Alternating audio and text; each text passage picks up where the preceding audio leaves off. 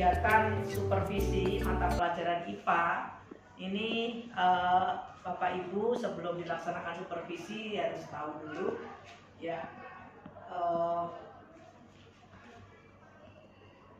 IPA atau sains pada akhirnya merupakan proses dan produk ya ini jadi Bapak Ibu harus ingat dulu apa karakteristik IPA. Kemudian apa yang dimaksud dengan proses sains?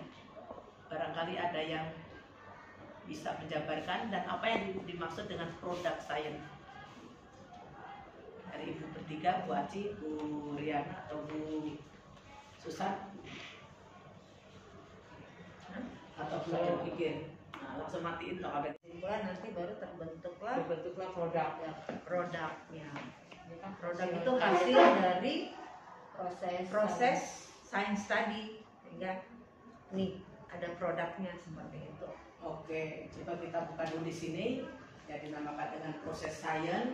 Nah, ini ya observasi. Iya, jadi prosesnya itu apa saja? Dari mulai apa itu Bu? Observasi, data, klasifikasi, eksperimentasi. Nah, sedangkan produknya itu faktanya, datanya, konsepnya, nah, hukum, prinsip, dan aturannya.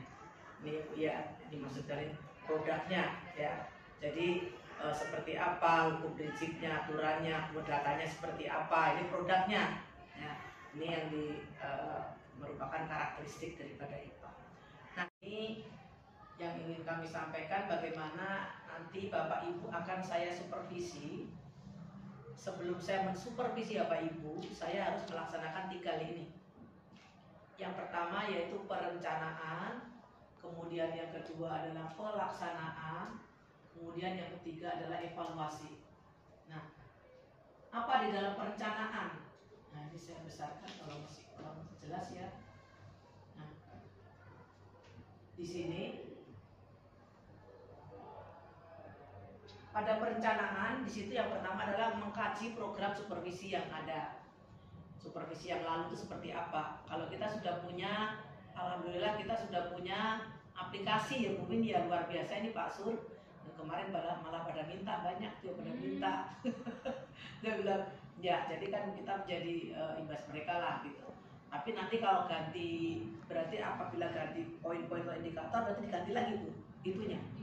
Ya, nanti untuk dicocokkan ya Bu, disamakan dengan yang saya dapat. Kemudian yang kedua, mengidentifikasi infrastrukturnya. Jadi bagaimana kita alat-alatnya, bahan-bahannya, kemudian kondisinya sama dengan kondisi yang ada. Jadi program lama seperti apa, nah kondisi sekarang itu harus seperti apa. Itu adalah kita sinkronkan, kita ambil yang bagusnya, makanya kita ambil kesimpulan, kemudian kita buat yang strukturnya adalah yang sesuai dengan kondisi saat ini. Kemudian mensosialisasikan programnya. Hari ini adalah saya sosialisasikan kepada Bapak Ibu, Ibu-ibu, guru IPA dulu sementara. Nah, nanti untuk selanjutnya ke guru semua mapel Bu. Jadi indikator-indikatornya kita matangkan di sini dengan IPA. Nanti untuk di sistem atau aplikasi kita tentunya harus diubah ya Bu, yang disampaikan ke Pak Suroman. Kemudian pelaksanaannya melakukan, nah ini perencanaannya saya setelah dari mulai mengkaji, mengidentifikasi, kemudian menyusun saya susun dulu instrumennya seperti apa. Kemudian pada saat saya pelaksanaan yang dinilai apa, kemudian nanti pos observasinya seperti apa. Yang kedua, pelaksanaan melakukan kegiatan pra-observasi, kemudian melakukan observasi sudah dilaksanakan nih, dan melakukan kegiatan pos observasi. Ini yang akan saya lakukan. Yang terakhir nanti adalah evaluasi.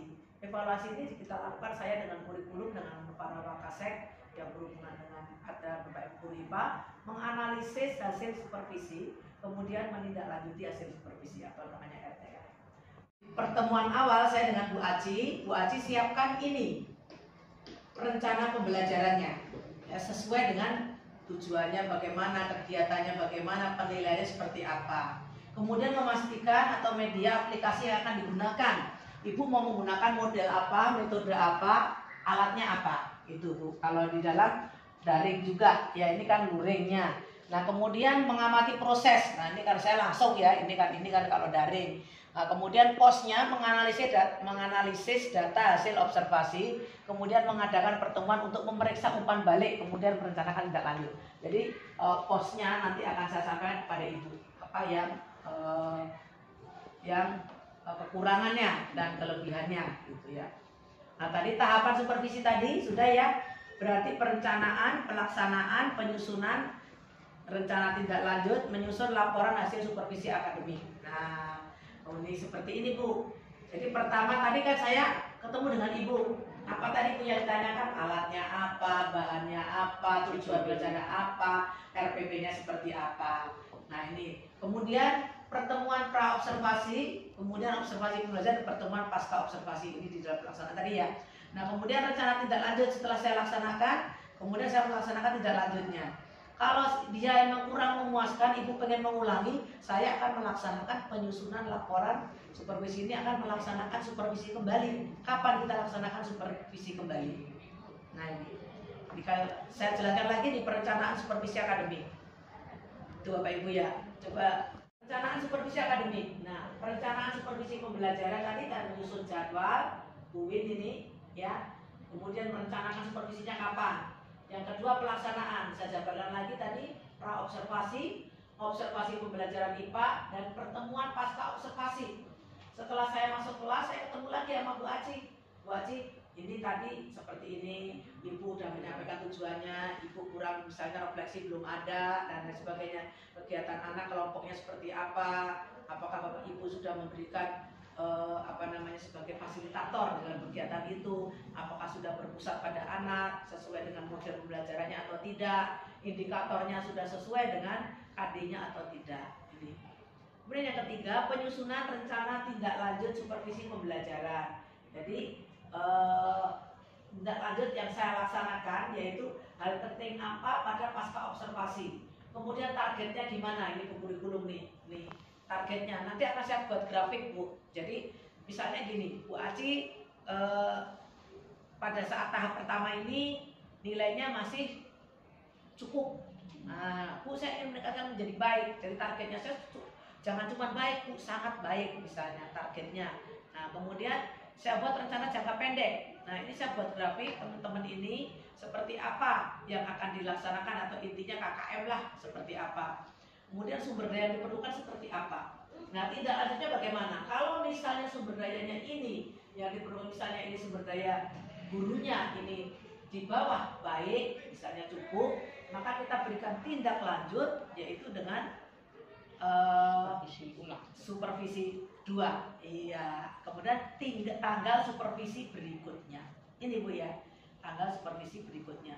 Nah seperti itu barangkali Bapak Ibu ya, Ibu-ibu, dan saya sampaikan bahwa supervisi ini tidak untuk menilai prestasi Bapak Ibu, tidak. Yang masuk ke dalam kalau selama ini kan dalam penilaian, ternyata itu hanya untuk perbaikan pembelajaran. Itu ya Bu ya. Nah itu yang harus kita garis bawahi. Jadi jangan takut di supervisi, bahwa supervisi itu perbaikan pembelajaran untuk meningkatkan kompetensi Ibu, kemudian untuk perbaikan pembelajaran Ibu, supaya terserap kepada anak 100% lah, nggak 100%, di atas 80%, anak bisa menyerap dan anak bisa melaksanakan sampai anak bisa membuat evaluasi. Ya. Demikian dari Ibu-ibu, ya terima kasih atas perhatiannya. Nanti di sesi ini silakan untuk tanya jawab ya, apabila ada yang perlu disampaikan. Terima kasih. Wassalamualaikum warahmatullahi wabarakatuh.